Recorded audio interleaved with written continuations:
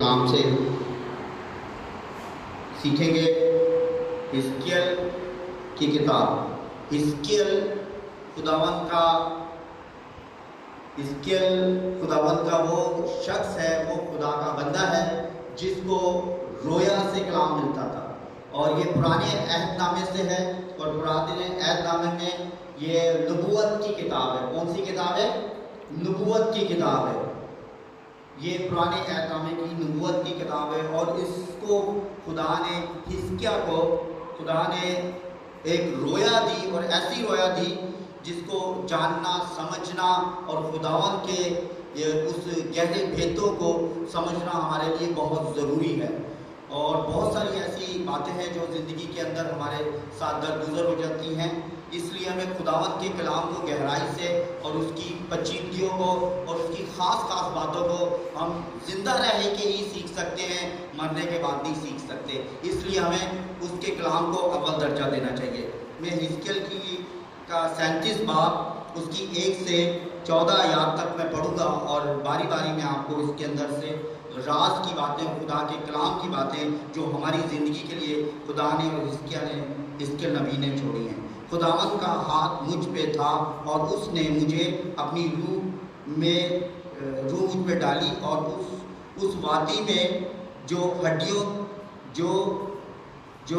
से भरी थी मुझे उतार दिया। कौन सी वादी थी? हड्डियों से भरी हुई वादी। कौन सी वादी? जो बहुत बड़ा वीराना होता है। जैसे पहाड़ों के अंदर हम देखते हैं चारों तरफ पहाड़ होते हैं, बीच वाली जगह को क्या कहते हैं? वादी कहते हैं। वादियों किससे भरी हुई थी? हड्डियों से भरी हुई थी।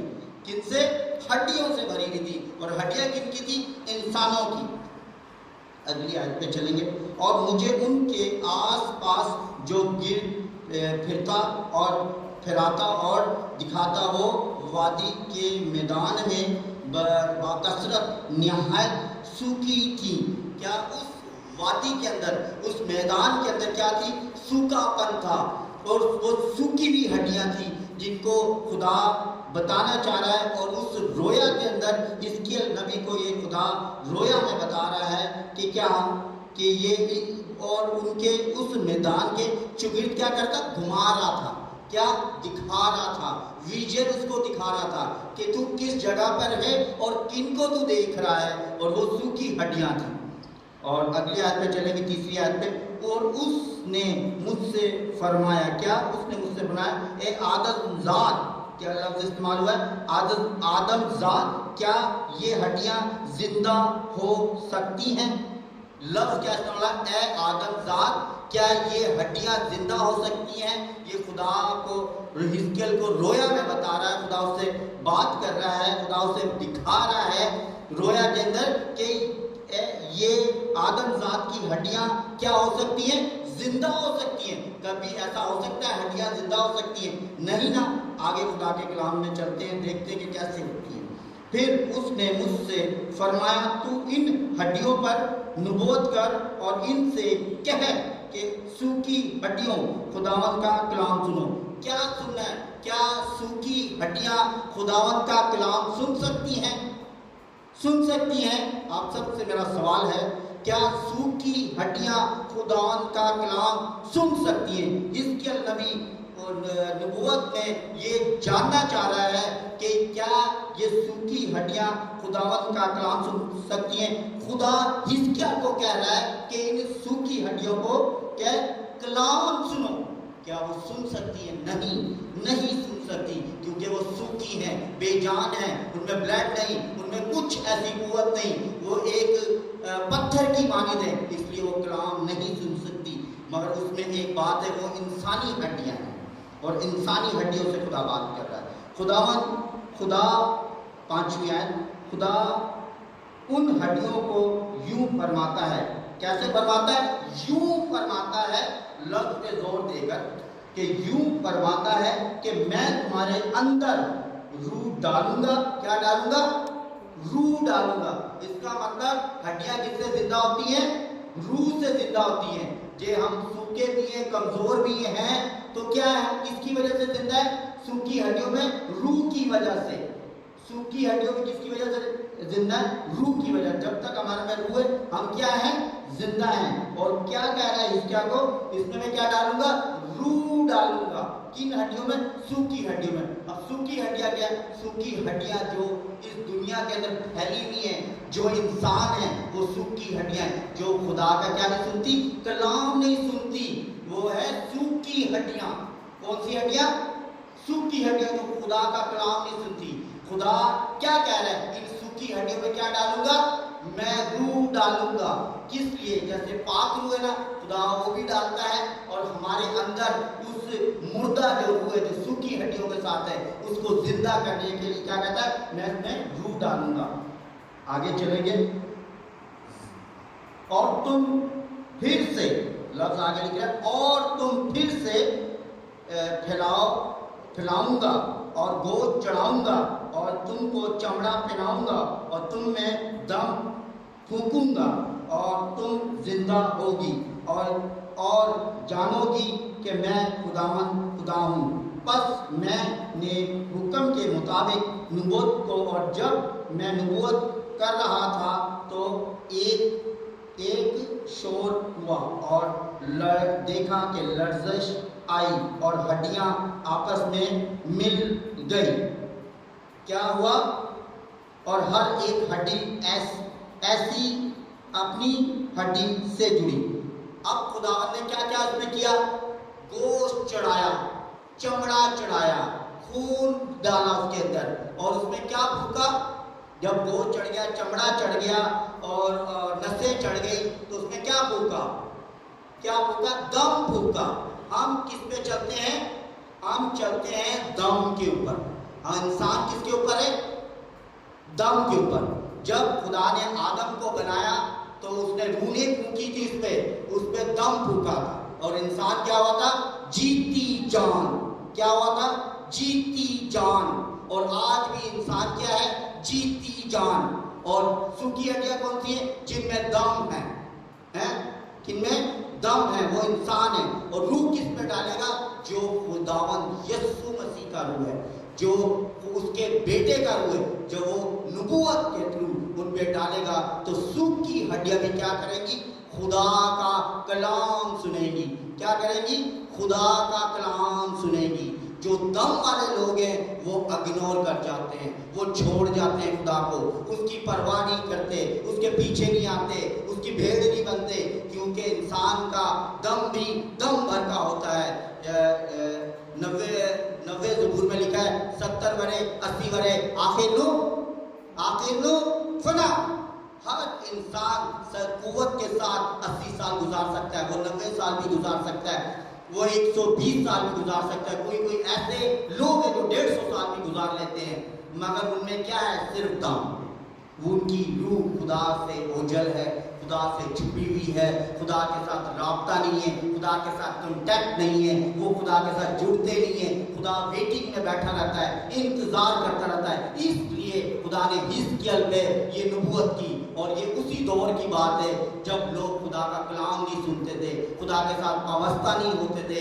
ان کے اندر ایسا ہی تھا، نہ ان پہ ان کی سوکھی ہڈیاں تھی، نہ ان پہ گوشت تھا، نہ چمڑا تھا، نہ کوئی ایسی خاص بات تھی، صرف دم تھا۔ پھر بھی خدا نے ان کے لیے ایک زندگی کا دم دوبارہ سے تیار کیا، دوبارہ سے پلان کیا، جو اس کے نبی سے کے تھرو اس نے نبوت کی اور بتانا چاہا کہ ان لوگوں کو ان میدانوں میں کس کو گھمایا؟ اس کے نبی کو گھمایا، اس لیے کہ ان لوگوں پہ جا کے نبوت کر اور یہ سارے کام کر۔ ہم اگلی آیت پہ چلیں گے اور جانیں گے کہ خدا کیوں چاہتا تھا۔ اور ہر ہڈی اپنی ہڈی سے کیا ہو گئی تھی؟ جڑ گئی تھی۔ کوئی کسی کی غلط ہڈی کسی کے ساتھ نہیں جڑی تھی۔ اور آج میں نے نگاہ کی تو کیا دیکھتا ہوں کہ نسیں اور گوشت ان پر چڑھ آیا اور ان پر چمڑے کی پوشاک ہو گئی، پر ان میں دم نہ تھا۔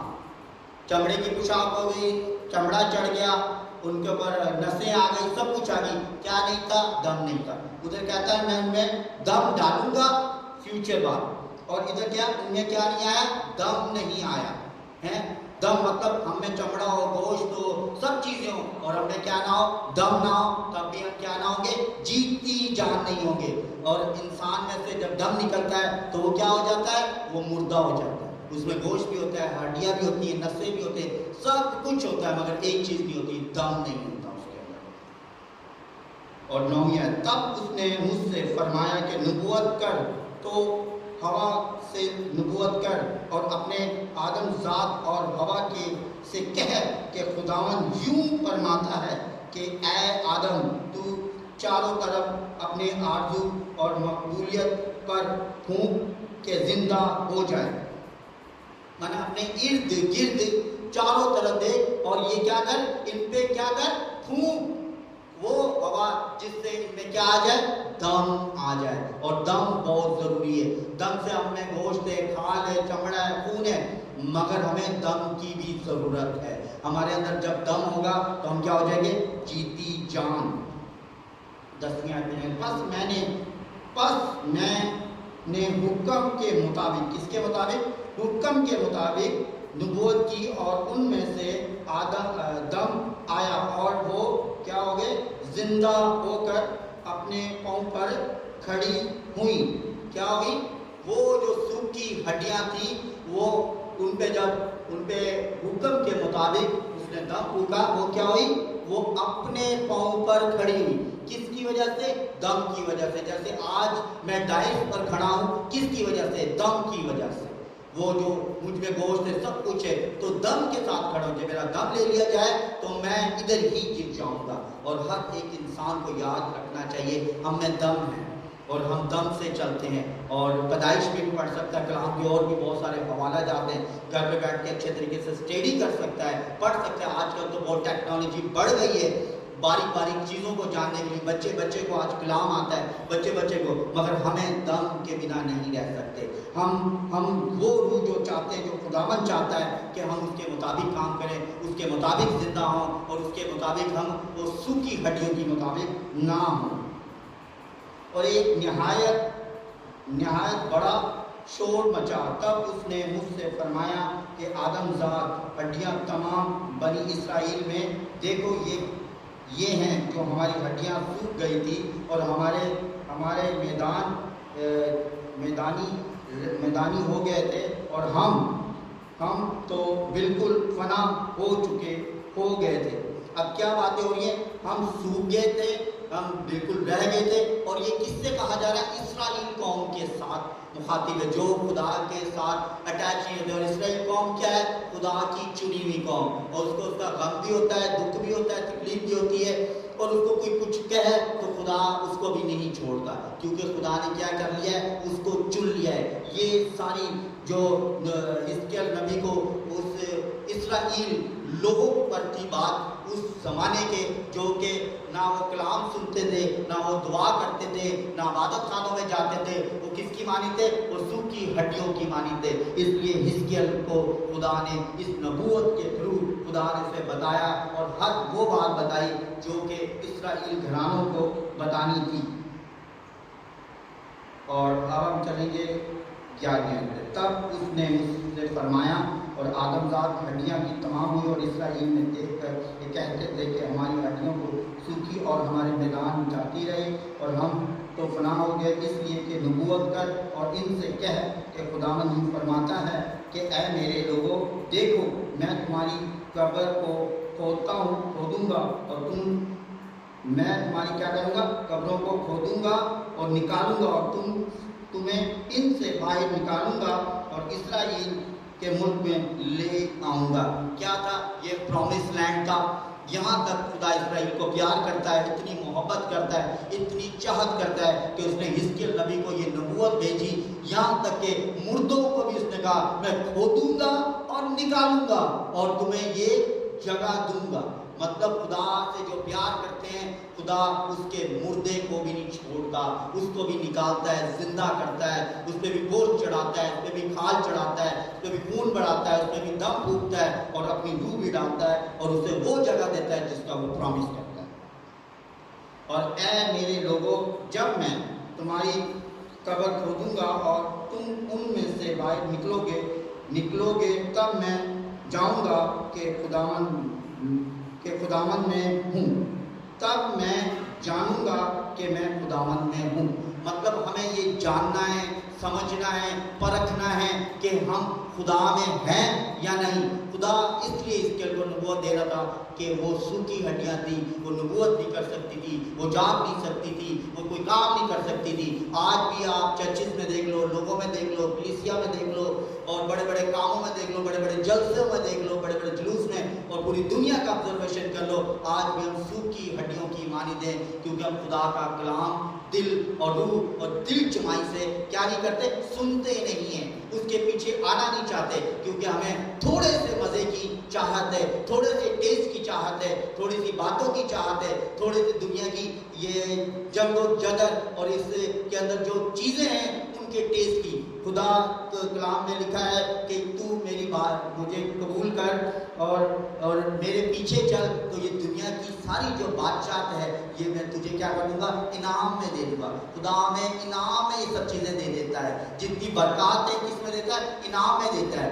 کیا ہے، فقط صرف ایک ہی کام کرنا، صرف فالو کرنا ہے، اس کی سچی بھیڑ بننا ہے۔ اس لیے خدا ہمیں بہت گہری باتیں، گہرے کلام، نبوت، خواب، ایسی بہت ساری چیز، اور ہمارے کلام کے مطابق 1,44,000 نبی پیغمبر آئے، ان کا کلام انسانوں کے لیے تھا، ان کا کلام خدا کے لیے تھا۔ وہ چاہتے تھے کہ یہ بچ جائیں، ہمیشہ کی موت میں کیا نہ کریں، ٹرانسفر نہ ہو، ان کی روح جو ہے نا ہمیشہ کی موت میں نہ جائے۔ ہم 14ویں آیت پہ چلیں گے۔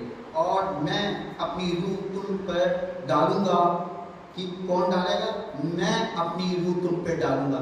روح یہ ہے جو پاک روح ہے، جو دم کے بعد خدا ہم پہ ڈالتا ہے، وہ جس کو چاہتا ہے دیتا ہے اور جس کو چاہتا ہے نہیں دیتا، جو اسے فالو کرتا ہے، جو اس کے پیچھے چلتا ہے، جو اس کی سچی بھیڑ بڑھتا ہے، جو اس کو روزانہ یاد کرتا ہے، جو اس کے لیے اپنے گناہوں کی معافی مانگتا ہے، جو اس کی صلیب کے گناہوں کو یاد کرتا ہے، جو اپنے کرمچی گناہ یاد کرتا ہے، اور جو دوسروں کے لیے جیتا اور مرتا ہے۔ خدا چاہتا ہے کہ وہ میرا کام کرے اور میں اس پہ کیا ڈالوں، اپنی روح ڈالوں۔ جب خدا کی روح آتی ہے تو ہمیں قوت آ جاتی ہے، طاقت آ جاتی ہے، زور آ جاتی ہے۔ کوئی ایسی طاقت جو ہمیں نیچے گرائے ایسا ہو نہیں سکتا، یہ خدا کی روح ہم پر۔ اور تم زندہ ہو جاؤ گے، اور میں تم کو تمہارے ملک میں بساؤں گا، تب تم جانو گے کہ میں خداوند خدا فرماتا ہے، کہ پورا کیا گیا خداوند فرماتا ہے۔ کیا چاہتا ہے خداوند، ہمیں کیا چاہتا ہے، زندہ، کیا اس نے کہا، تم زندہ ہو جاؤ گے اور میں تم کو تمہارے ملک میں کیا کروں گا، بساؤں گا۔ اسے کیا ہے، اس نے ہمارے لیے آسمان پہ ملک رکھا ہوا ہے، زمین پہ بھی ہمیں ملک دیا ہوا ہے، ہمارے گھر بھی ہمیں زمین پہ دیے ہیں، ہمیں اس نے زندگی کی ساری آرائشیں دی ہیں، پھر بھی چاہتا ہے کہ تمہاری ہڈیوں میں گوشت آ جائے، تمہارے میں خون آ جائے، تم میں دم آ جائے، اور پھر میں اپنی روح ڈالوں تم پہ، تاکہ تم ہمیشہ کی زندگی میں کیا کرو، ٹرانسفر ہو جاؤ۔ تمہاری ٹرانسفریشن چاہتا ہے، تمہیں بچانا چاہتا ہے اور تمہیں سیو کرنا چاہتا ہے، اور وہ چاہتا ہے کہ تم جانو گے کہ میں خدا فرماتا ہوں۔ مطلب کون فرماتا ہے، خدا فرماتا ہے۔ ہم اپنے باپ کی، جسمانی باپ کی بات نہیں مانتے، گھر والوں کی بات نہیں مانتے، دوستوں کی بات نہیں مانتے، رشتہ داروں کی بات مانتے، بڑے چھوٹوں کے ادب نہیں کرتے۔